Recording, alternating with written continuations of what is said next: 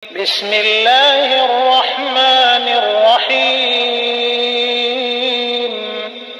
Sekarang kita masuk kepada keutamaan berdiam di masjid dari maghrib hingga isya. Ini juga waktu ini punya keutamaan. Hadisnya nomor 118 dengan sanad sahih di halaman 131 dari Abdullah bin Amr radhiyallahu anhuma. Abdullah sahabat, Amr bin As juga sahabat. Dia menuturkan, "Shallaina ma'a Rasulillah sallallahu alaihi wasallam al-maghriba, wa raja'a man raja' wa aqaba man aqab.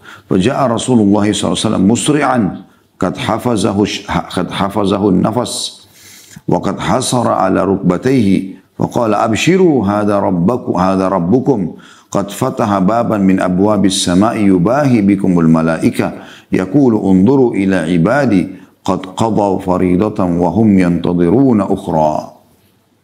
Kami pernah mengerjakan salat maghrib bersama Rasulullah sallallahu alaihi wasallam. Lalu sebagiannya pulang dan sebagian lainnya berdiam di masjid. Lalu Rasulullah SAW datang terburu-buru dengan nafas tersenggal dan beliau menyingkap kedua lututnya. Ya, karena buru-buru biasanya orang angkat ya bagian bawah supaya bisa segera berjalan cepat atau lari gitu. Lalu Rasulullah SAW datang terburu-buru dengan nafas tersenggal dan beliau menyingkap kedua lututnya seraya bersabda, "Bergembiralah, ini Rabb kalian.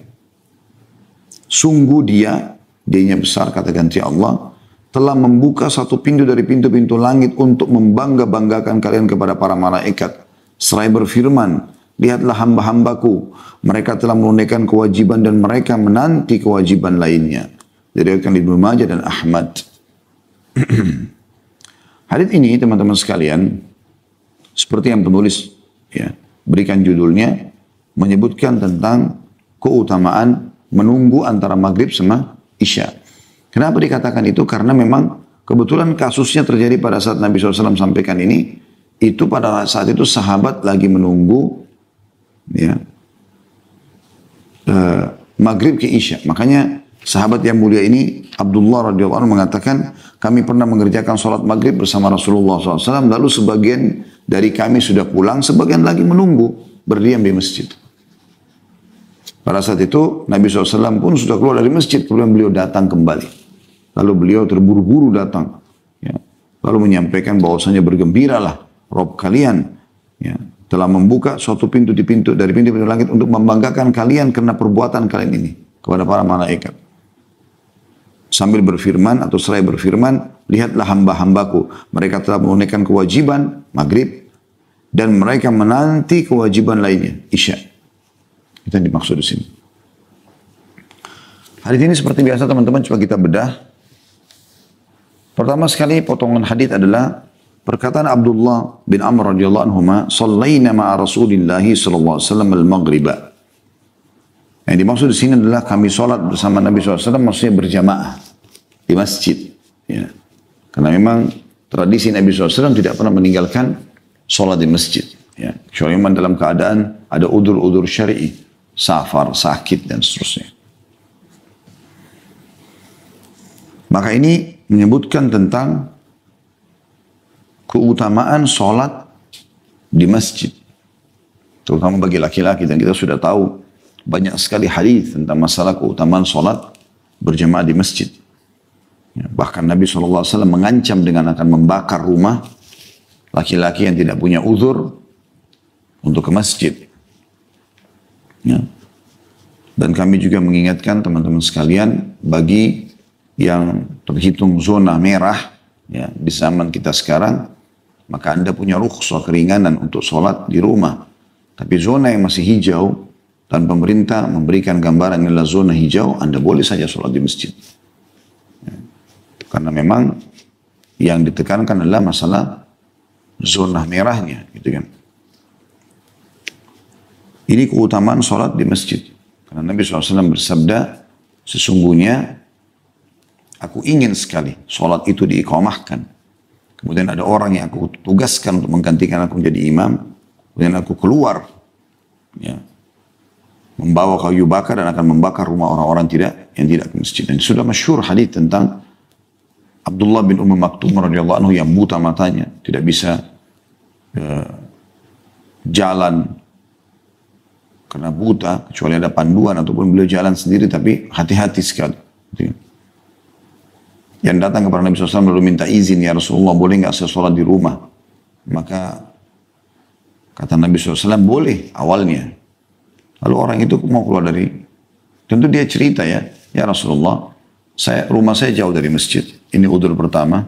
Yang kedua, mata saya buta, nggak ada yang pandu. Yang kedua. Yang ketiga, di antara rumah saya sama masjid banyak binatang buas. Entah apa ini, tapi bisa menerkam, bisa membunuh saya tiba-tiba. Gitu.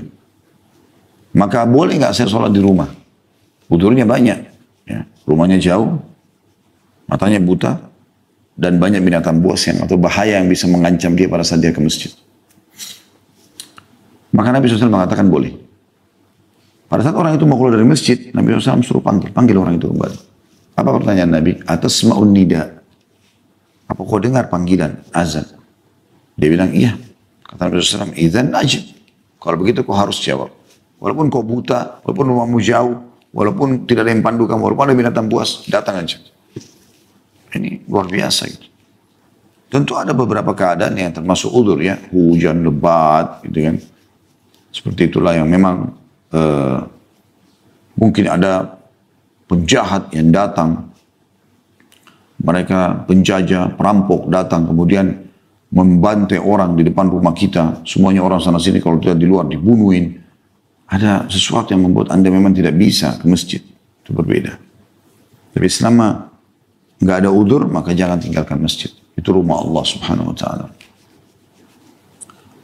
Kemudian ini potongan pertama. Potongan kedua, faraja man raja wa aqaba man aqab. Ini pelajaran yang kedua yang kita bisa ambil. Maksudnya Abdullah menggambarkan ada orang yang pulang tidak menunggu di masjid dari maghrib dan isya, ada juga orang yang duduk menunggu. Nah, berarti di sini ada keringanan. Yang penting sholatnya. Sholat wajib itu saja. Anda datang sholat wajib. Sholat sunnah pun lebih afdal Anda kerjakan di rumah. Karena ada hadis Nabi SAW yang berbunyi, ya, sholat itu lebih afdal dikerjakan di rumah kecuali maktuba. Kecuali sholat yang wajib 5 waktu. Itu dianjurkan di masjid. Seperti itulah. Maka ini potongan kedua. Artinya, yang penting setelah sholat Anda boleh pulang. Anda juga boleh nunggu di masjid. Bebas saja. Tapi bagi orang yang menunggu antara sholat dengan sholat itu, tetap dicatat dia seperti sedang mengerjakan sholat. Jadi misalnya Anda maghrib isya, ya, Anda duduk habis sholat ba'diyah isya, habis sholat ba'diyah maghrib, duduk sampai isya. Apakah hadir di majelis taklim, apakah baca Quran, apakah berzikir, apakah ngobrol yang mubah dengan teman, dengan niat ingin menunggu sholat isya, maka dia dicatat seperti itu dalam keadaan sholat di waktu itu. Cuman hadis sahih menjelaskan itu ya. Kemudian potongan ketiga dari hadis, faja'a Rasulullah SAW musri'an qad hafazahu nafas wa qad hasara an rukbatayhi. Ini potongan ketiga. Maka tiba-tiba Rasulullah SAW datang kepada kami dengan terburu-buru dan dengan nafas senggal tadi atau terengah-engah karena buru-burunya. Biasa orang kalau buru-buru ya, maka nafasnya lebih kencang gitu kan. Dan beliau telah mengangkat atau menyingkap lututnya karena biasanya orang kalau buru-buru supaya tidak jatuh ya bajunya diangkat karena di zaman dulu ya yang disebutkan adalah mereka menggunakan izar dan rida mirip sama kain ihram itu ya. Kain sarung kita gitu-gitu ya. Maka ada bagian bawah seperti beda dengan celana. Kalau celana mungkin sudah bisa lebih cepat ya walaupun tidak disingkap. Tetapi kalau gamis atau sarung maka umumnya seperti itu. Dan ini menandakan ya potongan ini memberikan pelajaran tentang pentingnya informasi yang akan disampaikan karena Nabi SAW begitu terburu-burunya. Bisa bermakna juga Nabi SAW ingin segera menyampaikan wahyu dan khawatir jangan sampai sahabat sudah pulang semua ke rumah ya, sementara berita ini harus disampaikan pada saat itu. Ini yang dimaksud dalam hadis. Kemudian potongan keempat, faqala, maka Nabi SAW sampaikan beritanya, abshiru hadza rabbukum. Terimalah berita gembira. Ini Tuhan kalian telah menyampaikan sesuatu. Nah, kalimat abshiru ini jadi pelajaran buat kita sendiri. Yaitu teman-teman sekalian, kita dianjurkan untuk menyampaikan berita gembira. Selalu menggembirakan. Makanya Nabi SAW mengatakan, basyiru wala tudaffiru. Sampaikan berita gembira dan jangan kalian membuat orang lari. Selalu sampaikan berita gembira. Anda mau orang sholat sementara dia tidak sholat, Anda mau dia puasa sementara dia tidak puasa, maka apa yang Anda lakukan? Sampaikan keutamaannya. Motivasi. Apa yang dia dapat kalau dia sholat, apa yang dia dapat kalau dia puasa, apa yang dia dapat kalau dia zikir, apa yang dia dapat kalau dia berdoa. Itu namanya basyir. Berita gembira. Gitu kan? Kalau dia nolak, baru Anda menyampaikan ancamannya. Jangan mulai dengan ancaman. Sampaikan berita gembira. Bahkan kepada berita-berita memang yang membahagiakan. Orang menikah, kita ucapkan selamat. Orang punya anak, kita ucapkan selamat. Dia lulus, kita ucapkan selamat. Apa saja. Bahkan orang sakit pun dianjurkan kita menyampaikan berita gembira kepada dia. Bahwasanya dengan sakit ini dosa-dosa Anda akan diampuni. Seperti itu. Ya. Maka ini bagian daripada agama kita, absyiru. Terima berita gembira. Allah juga mengatakan wabasyirin. Ya. Suruh sampaikan berita gembira kepada orang beriman dengan surga dan seterusnya. Itu juga disuruh sampaikan orang-orang munafik, orang kafir, berita-berita tentang neraka bagi mereka. Nah, kalau kalian tetap dalam kufuran, kalian akan mendapatkan berita neraka. Dan ini maksud dengan hadza rabbukum, ini Tuhan kalian, maksudnya di saat ini sekarang. Saya baru saja menerima wahyu dari Tuhan kalian. Potongan selanjutnya teman-teman sekalian.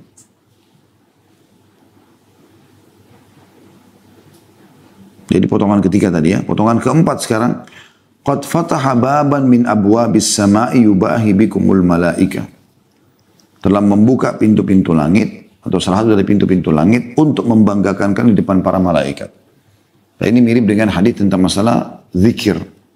Majelis ilmu. Di mana Nabi SAW mengatakan masalah itu ya. Allah SWT berfirman hadis qudsi. Kalau hambaku mengingatku di dirinya sendiri, maka aku akan mengingatnya juga di zatku. Ya. Dan kalau dia mengingatku di depan orang-orang, maka aku pun akan menyebutkan dan membanggakan dia di hadapan yang lebih baik daripada golongan yang ada di hadapan dia itu. Maksudnya para malaikat. Nah, ini menggambarkan teman-teman sekalian bagaimana Allah SWT membanggakan hamba-hambanya yang saleh dan salihah. Yang beramal baik. Yang patuh. Ya. Salah satunya adalah di sini dikatakan, ya, potongan yang kelima, yaqul, Allah berfirman. Ini juga ada penetapan sifat berbicaranya Allah SWT. Unduru ila ibadi. Lihatlah ke hamba-hambaku itu. Qad qadaw faridatan wa hum yantadhiruna ukhra. Mereka telah menjalankan kewajiban dan mereka menunggu kewajiban yang selanjutnya. Di dalam sebuah hadis yang lain kata Nabi SAW, Allah SWT berfirman, ya, tidak ada sesuatu yang lebih aku cintai daripada apa yang telah aku wajibkan kepada kalian atau kepada hamba-hambaku. Ya. Artinya memang yang wajib ini adalah yang didahulukan tentunya. Yang wajib yang didahulukan. Baik teman-teman sekalian, hadits ini memberikan gambaran kepada kita tentang keutamaan sholat maghrib dan isya. Ya. Tetapi yang saya lihat adalah di antara dua sholat ini, kan tadi itu menunggu ya antara sholat maghrib dan isya. Bisa juga masuk maknanya adalah keutamaan ini masuk kepada semua waktu sholat. Jadi misalnya Anda menunggu dari duhur ke asar, asar ke maghrib, maghrib ke isya, isya ke subuh. Semua ini punya keutamaan yang sama. Allah Subhanahu wa taala membangga-banggakan kita di hadapan para malaikat tersebut. Tapi kalau kita bicara masalah sholat isya, apalagi berjamaah, tadi sudah kita singgung subuh ya.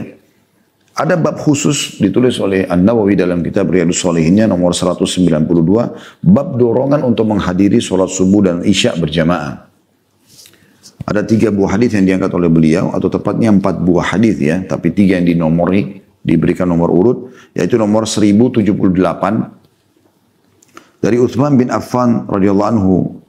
Beliau berkata, saya mendengar Rasulullah SAW bersabda, man shalla al-isya'a fi jama'ah, faka'annama qama nisfal lail, wa man shalla subha fi jama'ah faka'annama shalla al-laila kullah. Artinya, barang siapa yang melaksanakan sholat isya berjamaah, maka seolah-olah dia sholat separuh malam. Anda bayangkan dari mulai maghrib sampai pertengahan malam, seperti ada sholat non-stop. Salam, bangun lagi takbir, begitu terus. Dengan sholat berjamaah isya. Dan barang siapa yang melaksanakan sholat subuh berjamaah, maka seakan-akan dia telah sholat semalam suntuk, diriwayatkan oleh Muslim. Maksudnya dia telah menyempurnakan setengah yang tersisa. Sebagaimana riwayat Tirmidzi dari Utsman bin Affan radhiyallahu anhu, beliau berkata Rasulullah SAW bersabda, "Man syahida al-isya'a fi jama'ah kana lahu qiyamu nisfi lailah, wa man shalla al-isya'a wal fajra fi jama'ah kana lahu ka qiyami lailah." Barang siapa yang menghadiri sholat isya berjamaah, ya, jadi ini mungkin bisa jadi saksi bahasan kita, ya, menunggu antara maghrib sama isya hanya karena supaya jangan kehilangan sholat isya'nya, ya, karena punya keutamaan tersendiri.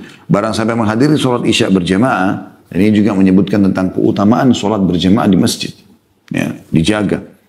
Maka dia mendapatkan pahala sholat separuh malam. Dan barang siapa yang melaksanakan sholat isya dan subuh berjamaah, maka dia mendapatkan pahala sholat semalam suntuk. Hadis ini disebutkan oleh Tirmidzi dengan dinyatakan hadis ini hasan sahih. Hadis ini teman-teman sekalian menyebutkan tentang keutamaan tadi. Karena kan kita sedang bahas tentang sholat isya. Sholat isya. Ya. Selanjutnya, Imam Nawawi mengangkat hadis nomor 1079 dari Abu Hurairah radhiyallahu anhu bahwasanya Rasulullah SAW bersabda, "Walau ya'lamuna ma fil atamati was subhi la atauhuma walau habwa." Seandainya mereka orang-orang mengetahui keutamaan yang ada pada sholat isya dan subuh, pasti mereka akan mendatanginya ke masjid mengerjakan berjamaah, ya, atau tepat waktu meskipun dengan merangkak. Hadis ini riwayat Bukhari Muslim. Di rumah pun dia tidak akan tunda itu. Begitu azan langsung sholat. Ya. Juga dalam hadis nomor 1080, dan ini hadis terakhir dalam masalah keutamaan sholat isya. Dari Abu Hurairah radhiyallahu anhu, Rasulullah SAW bersabda, "Laisa sholatun athqala 'alal munafiqina min sholatil fajri wal isya. Walau ya'lamuna ma fihi ma la'atuhuma walau habwa." Maksud saya tadi adalah sholat subuh dan isya, ya. Karena kita tadi menyinggung sholat subuh sebelumnya dan asar, kemudian ada juga maghrib dan isya, ya. Tapi kita di sini gabungan daripada hadis-hadis ini. Kata Rasulullah SAW, tidak ada sholat berjamaah yang lebih berat bagi orang-orang munafik daripada sholat subuh dan isya. Ini waktu di mana mereka tidur, pulas. Seandainya mereka mengetahui keutamaan yang ada pada keduanya, pasti mereka akan mendatanginya meskipun mereka merangkak. Meskipun mereka merangkak. Ini merupakan keutamaan yang luar biasa. Ya. Bagaimana mereka mendapatkan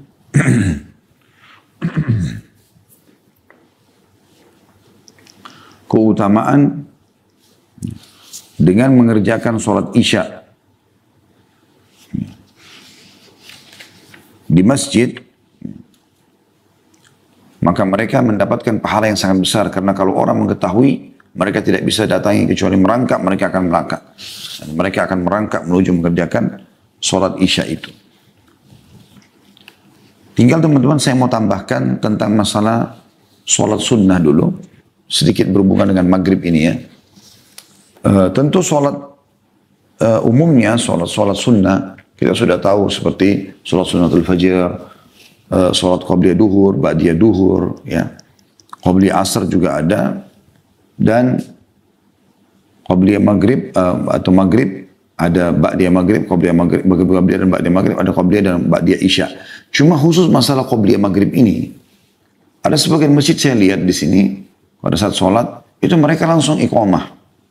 Bahkan pernah waktu itu ada yang menyatakan kepada saya tidak ada sholat sunnah qabliyah maghrib.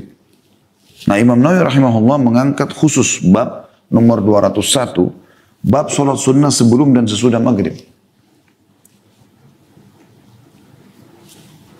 Hadisnya nomor 1129 dari Abdullah bin Mughaffar radhiyallahu anhu dari Nabi SAW, beliau bersabda, "Sallu qabla al-maghrib, qala fi tsalitsa liman syaa." Salatlah sebelum maghrib. Beliau mengulangi 3 kali, dan pada kali yang ketiga beliau bersabda, bagi yang menghendakinya. Tapi kan ada perintahnya, gitu kan? Ada perintahnya. Kemudian juga dalam hadis yang lain, nomor 1130, kalau tadi itu hadis diriwayatkan oleh Bukhari ya. Juga hadis riwayat Bukhari nomor 1130 dari kitab Riyadhus Shalihin dari Anas radhiyallahu anhu, beliau berkata, "Laqad ra'aitu kibara ashabi Rasulillah SAW yabtadiruna as-sawariya 'inda al-maghrib."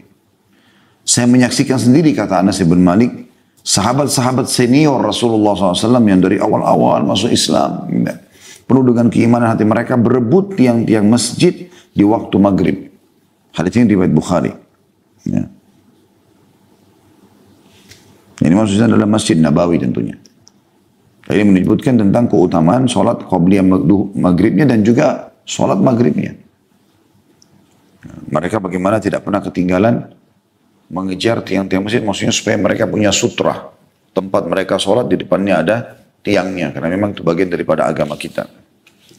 Juga hadis nomor 1131 dari Anas radhiyallahu anhu, beliau berkata, "Kunna nusalli ala ahdi Rasulillah sallallahu alaihi wasallam raka'ataini ba'da ghurubi syams qabla al-maghrib.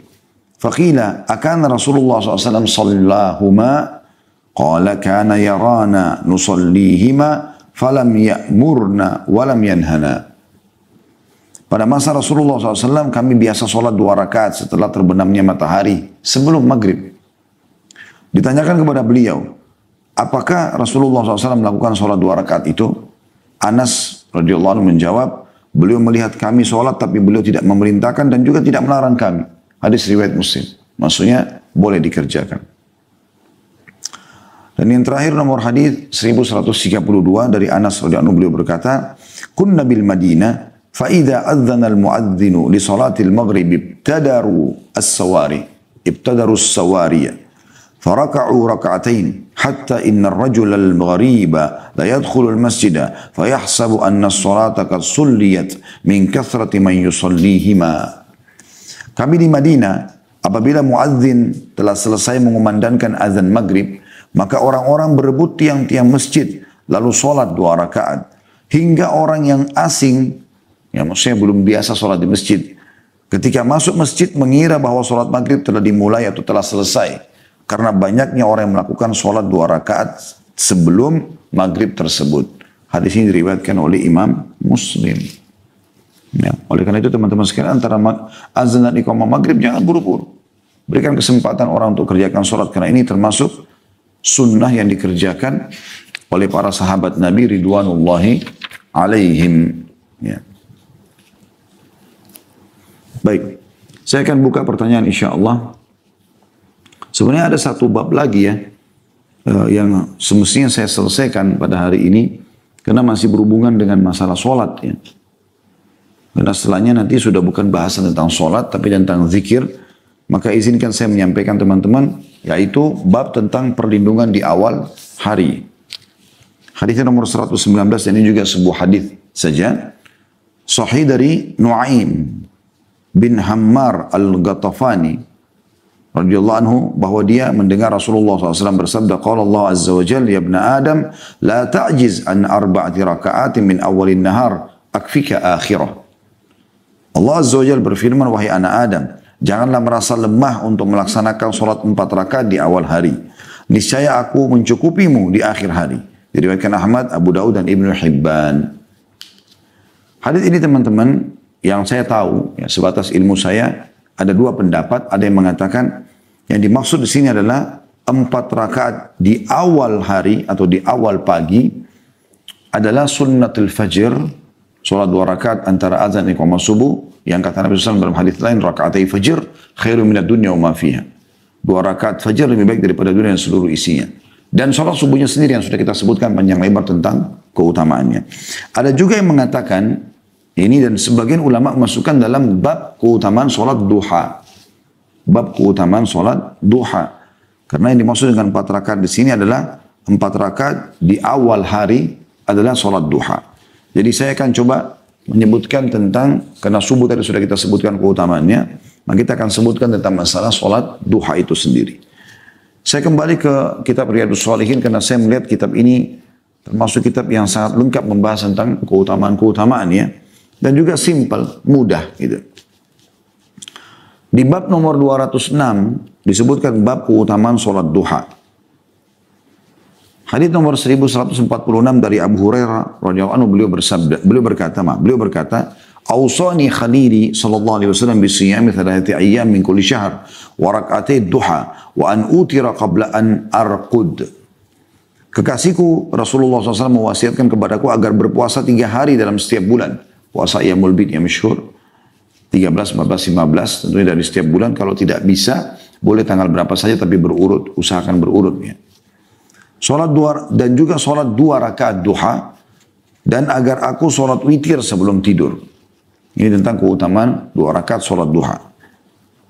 Nanti akan kita hubungkan kenapa kok Ustaz bilang hadis ini tentang 4 rakaat masuk dalam duha. Nanti akan kita jelaskan insyaallah. Kemudian juga hadis tentang keutamaan duha kalau 2 rakaatnya ya. Hadis nomor 1147 dari Abu Dzar radhiyallahu anhu dari Nabi SAW bahwasanya beliau bersabda, "Yusbihu ala kulli sulama min ahadikum sadaqah, fa kullu tasbihatin sadaqah, wa kullu tahmidatin sadaqah, wa kullu tahlilatin sadaqah, wa kullu takbiratin sadaqah, wa amrun bil ma'rufi sadaqah, wa nahyun 'anil munkari sadaqah, wa yujzi'u min dzalika rak'atani yarqa'uhuma min ad-duha." Setiap persendian seseorang di antara kalian berkewajiban disedekahkan setiap paginya.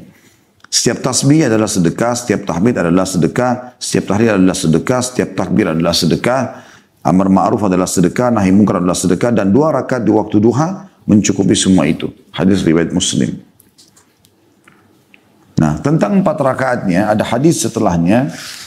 Hadis nomor 1148 dari Aisyah radhiyallahu anha, beliau berkata, "Yusalli duha arba'an wa yazidu ma Allah." Bahwasanya Rasulullah SAW biasa melaksanakan sholat duha 4 rakaat dan menambahkan sesuai yang Allah kehendaki. Diriwayatkan oleh Imam Muslim. Artinya Aisyah pernah menyaksikan radhiyallahu anha Nabi SAW sholat duhanya 4 rakaat, tapi bisa saja lebih daripada itu. Ya, karena memang ada riwayat juga menjelaskan sebagaimana kita akan bacakan, yaitu hadis nomor 1149 Nabi SAW sholat 8 rakaat. Dari Ummu Hani, Fakhita binti Abi Talib radhiyallahu anha, beliau berkata, "Dhahabtu ila Rasulillah SAW amal fath, wa wajadtu yagtasil, falamma faraga min ghuslihi shalla 8 rakaat wa dhalika duha." Aku pergi kepada Rasulullah SAW ketika peristiwa Fath Makkah atau pembebasan kota Mekah ya. Ternyata aku mendapati beliau sedang mandi atau selesai mandi atau sedang mandi. Manakala beliau selesai mandi, maka beliau sholat 8 rakaat dan itu adalah di waktu duha. Hadis ini muttafaqun alaihi. Tentu tentang waktu duha, masyhur masalah ini ya. Yang jelas sudah mulai terasa oleh anak unta panasnya terik. Atau kita mungkin sudah merasakan adanya terik matahari.